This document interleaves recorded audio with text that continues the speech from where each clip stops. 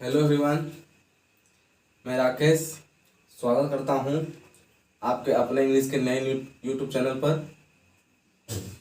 आपने देखा था पिछले वीडियो में कि पिछली वीडियो आपकी नाउन की हुई थी और मुझे उम्मीद है कि वो वीडियो सबको काफ़ी पसंद आई होगी, क्योंकि हम लोगों ने नाउन पाथ में इंग्लिश लैंग्वेज से लेकर साउंड से लेकर लेटर तक का सफ़र किया था। तो आज की चर्चा उससे आगे आपके साथ होगी और ये आपका दोस्त, आपका भाई, आपका गुरु करेगा। तो चलिए बिना समय गवाए चलते हैं अपने सेशन की ओर। आपने देखा इंग्लिश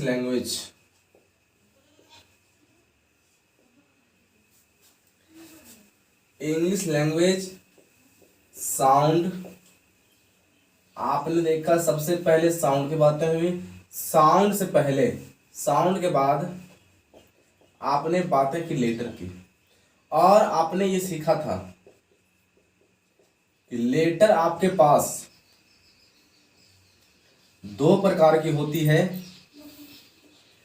पहली आपकी थी भावेल लेटर,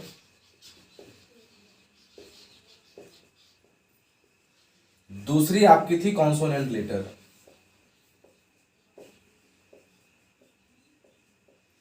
आपने ये देखा था आपकी भावेल लेटर होती है 5, A E I O U।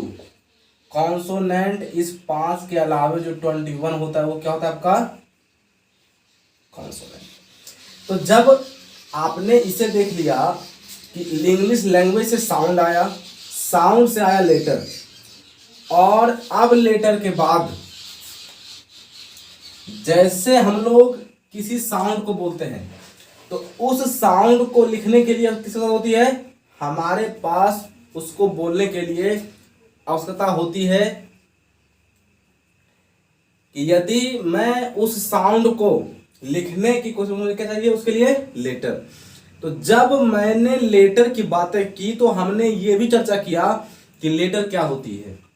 इसके बाद यदि मैं कुछ लिखता हूं तो वो लेटर क्या बन जाती है? अब वर्ड। तो अब बातें होती है कि वर्ड क्या है। तो मुझे वर्ड के लिए जगह चाहिए होगी, तो मैं इसको मिटा रहा हूं, उसके बाद मैं इसके ऊपर चर्चा करूंगा।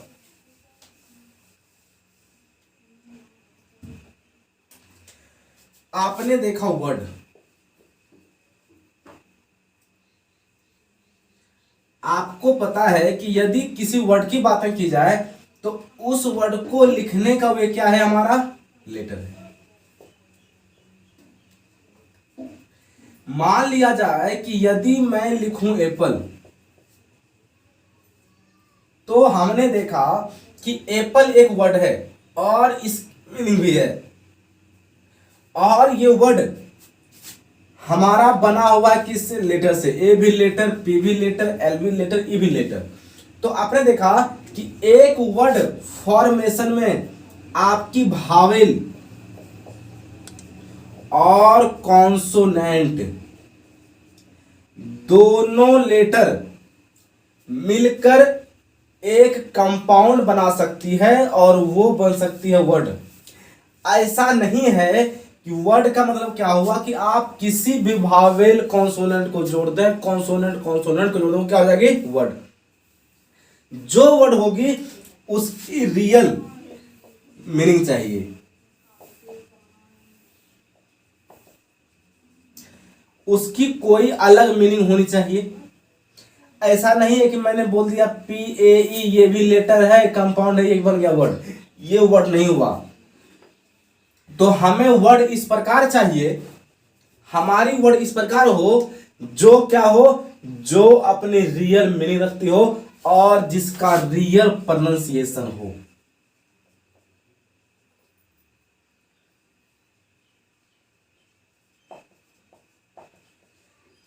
जिसकी रियल मीनिंग हो, जिसका रियल क्या हो? प्रोनाउंसिएशन हो। तो आपने देखा कि वर्ड क्या हुआ? वर्ड हुआ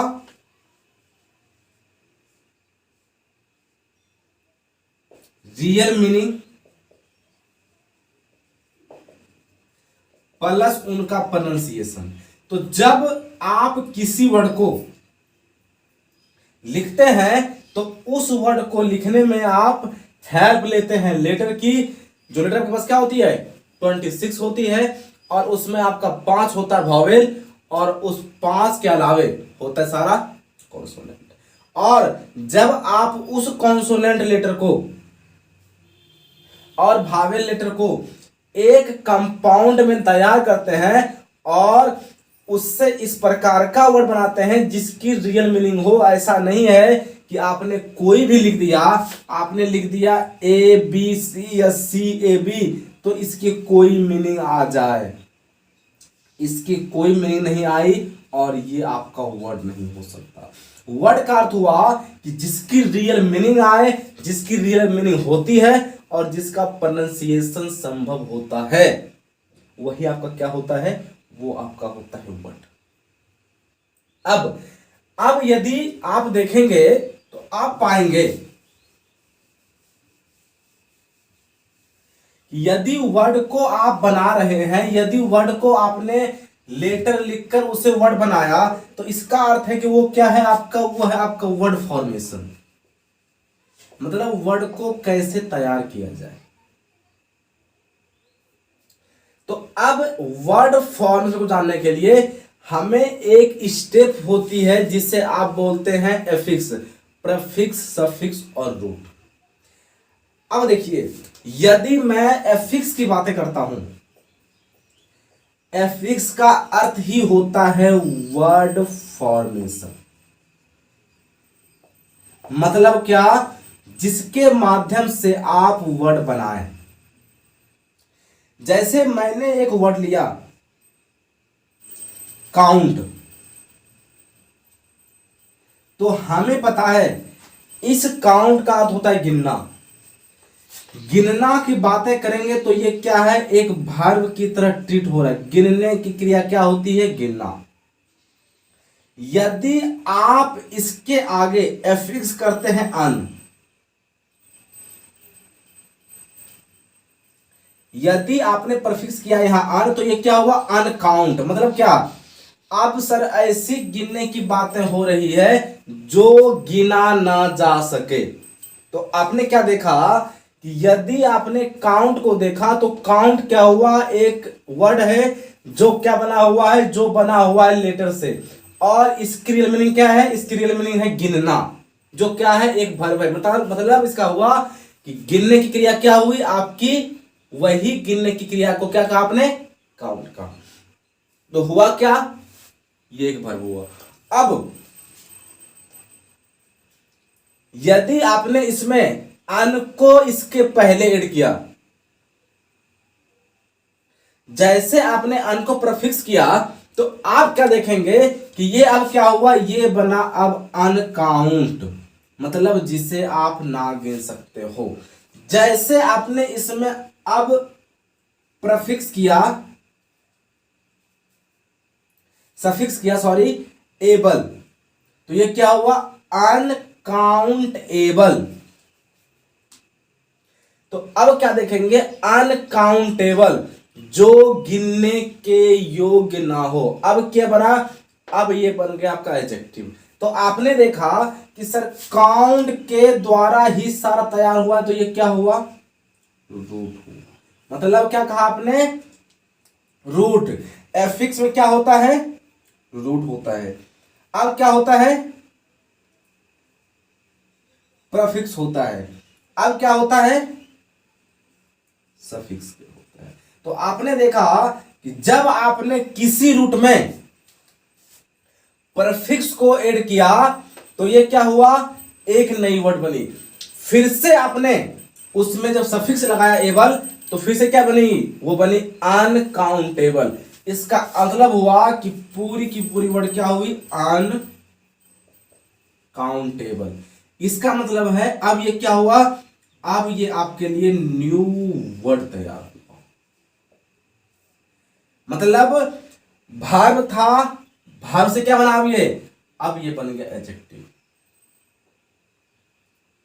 तो आपने क्या देखा कि हो सकता है यदि वर्ड फॉर्मेशन की बातें हो तो हमारी जो परफिक्स है उसकी पहले से कोई मीनिंग हो सकती है।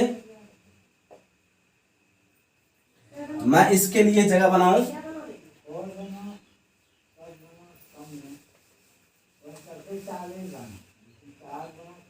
देखेंगे आप कि हो सकता है परफिक्स की मीनिंग हो सकती है मे बी,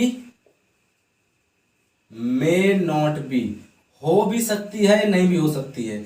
अब देखेंगे सफिक्स, इसकी भी मीनिंग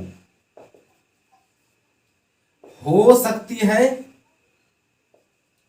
और नहीं भी हो सकती है। तो आपने देखा कि यदि वर्ड फॉर्मेशन की बात करेंगे तो वर्ड फॉर्मेशन को एफिक्स कहा जाता है। एफिक्स बटा हुआ है 3 पार्ट में, प्रीफिक्स, रूट, सफिक्स। रूट का मतलब होता है जिस वर्ड के द्वारा आप तैयार करते हैं जड़, जिसके द्वारा आप नया वर्ड तैयार करते हैं। प्रीफिक्स का अर्थ हुआ जब आप किसी वर्ड के आगे कोई नई वर्ड लगाकर उससे नया वर्ड बनाते हैं। सफिक्स का अर्थ हुआ जब आप उस रूट वर्ड के बाद कोई वर्ड ऐड करते हैं, तो वो क्या होता है, सफिक्स होता है। तो आपने देखा कि यदि रूट में प्रीफिक्स सफिक्स को ऐड किया जाए तो उससे नई वर्ड बन सकती है और उसका पार्ट ऑफ स्पीच भी चेंज हो सकता है। तो आपने यहां तक देखा और यहां तक समझा। इसकी चर्चा बेहतरीन ढंग से, इसमें बहुत बातें करने को है आपके साथ। मैं इसकी चर्चा अब नेक्स्ट वीडियो में करूंगा जो आपके लिए बहुत ही रोचक और इंटरेस्टेड बनने वाली होगी और काफी ही वो आपके लिए यूजफुल साबित होगी। तो फ्रेंड्स, यदि आपको मेरी वीडियो यहां तक पसंद आती है, सेशन से आपने कुछ सीखा है, तो आप अपने चैनल को सब्सक्राइब करें और इसे दूर दूर तक फैलाएं ताकि आपके अलावे इसकी जानकारी औरों को भी हो सके। तो चलिए मिलते हैं अगले वीडियो में, तब तक के लिए